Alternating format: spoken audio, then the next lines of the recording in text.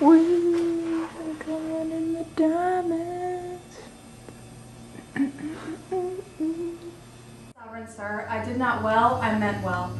All my services you have paid home, but that you have vouchsafed with your crowned brother and these young contracted heirs of your kingdoms my poor house to visit. It is a surplus of your grace which never my life may last to answer. We honor thee with trouble, but we've come to see the statue of our queen. Your gathering have we passed through, not without much content, and many singularities. But we saw not that which my daughter came to look upon, the statue of her mother. As she lived peerless, so her dead likeness, I do well believe, excels whatever yet you have looked upon, or hand of man hath done. Therefore I keep it lonely, apart. But here it is. Prepare to see the life as lively mocked as ever still sleep mocked death. Behold, and say 'tis well. I like your silence, if the more shows off your wonder. But yet speak, you first, my liege. Comes it not something near? Chide me, dear stone, that I may say indeed thou art Hermione, or rather thou art she not shining. For she was as tender as infancy and grace, but yet, Paulina, Hermione was not so much wrinkled and so aged as this seems. Oh, not by much. So much the more our carver's excellence, which lets go by some 16 years as she lived now. As now she might have done, so much to my good comfort, as it is now piercing my soul. Oh, thus she stood, even with such life of majesty, warm life, as now it coldly stands, when first I wooed her. I am ashamed, does not the stone rebuke me for being more stone than it? A royal peace, there's magic in this magistry, which has my evils conjured to remembrance, and from the admiring daughter took the spirits. Standing like a stone with thee. And give me leave, and do not say 'tis superstition that I kneel and implore her blessing. Lady, dear queen, where I but began, and give me your hand to kiss. Oh, patience! The statue's but newly fixed. The color's not dry. My lord, your sorrow was too sore laid on, which 16 winters cannot blow away. So many summers dry, scarce any joy did ever so long live. No sorrow, but killed itself much sooner. Dear my brother, let him that was the cause of this have power to take off as much grief from you as he will piece up in himself. Indeed, my lord, if I had thought the sight of my poor image would thus have wrought you, for the stone is mine, I'd not have showed it. Do not draw the curtain. How longer shall you look on it, lest your fancy may think anon it moves? Let be, let be. Would I were dead, but that methinks already. What was he that did make it? See, my lord? Would you not deem it breathed, and that those veins verily bear blood? Masterly done, the very life seems warm upon her lips. The fixture of her eye has motion in it, as we are mocked with art. I'll draw the curtain. My lord's so far transported, he'll think anon it lives.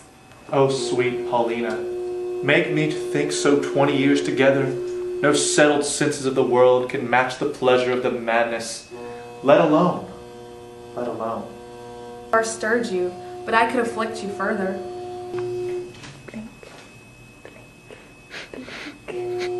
Paulina, for this affliction has a taste as sweet as any cordial comfort. Still methinks there is an air comes from her. What fine chisel could ever cut breath? Let no man mock me, for I will kiss her.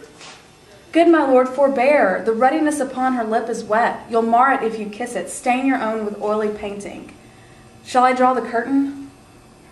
No, not for 20 years. So long could I stand by, a looker on. Forbear, quit presently the chapel, or resolve you for more amazement. If you can behold it, I'll make the statue move indeed, descend, and take you by the hand. But then you'll think, which I protest against, that I am assisted by some wicked powers. If you can make her do, I am content to look on. What to speak, I am content to hear. For 'tis as easy to make her speak as move. It is required you do awake your faith. Then all stand still, or those that think it is unlawful business that I am about, let them depart. Proceed. No foot shall stir. Music, awake her, strike. 'Tis time, descend. Be stone no more, approach. Strike all that look upon with marvel. Come, I'll fill your grave up. Stir, nay, come away. Bequeath your death to numbness. For from him dear life redeems you. First, start not. Her actions shall be as holy as you hear my spell is lawful. Do not shun her until you see her die again, for then you kill her double. Nay, present your hand. When she was young, you wooed her. Now in age, is she become the suitor? Oh, she's warm. If this is magic, let it be an art as lawful as eating. She embraces him. About the neck. If she pertain to life, let her speak too. Aye, and make manifest where she has lived or house stolen from the dead.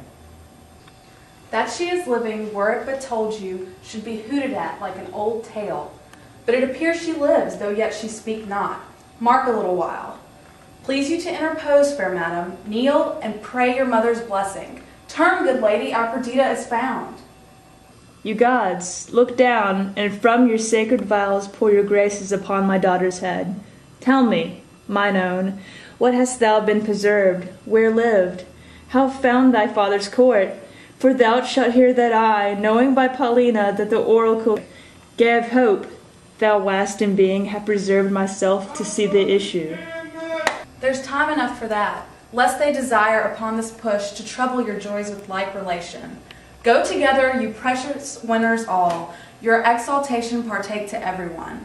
I, an old turtle, will wing me to some withered bough, and there my mate, that's never to be found again, lament till I'm lost.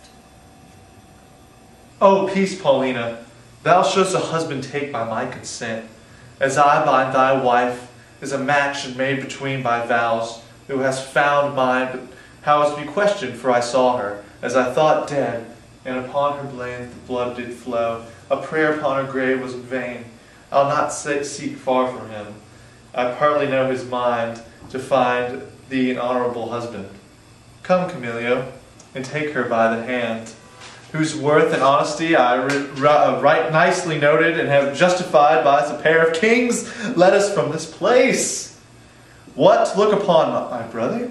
Both your pardons, and ere I put between your holy looks my is suspicion, this your son-in-law and son unto the king, whom heaven directing is troth plight to your daughter. Good Paulina, lead us from hence, where we may leisurely each one and answer to his part performed in that wide gap of time, since first we were disturbed, hastily led away. Go. Okay.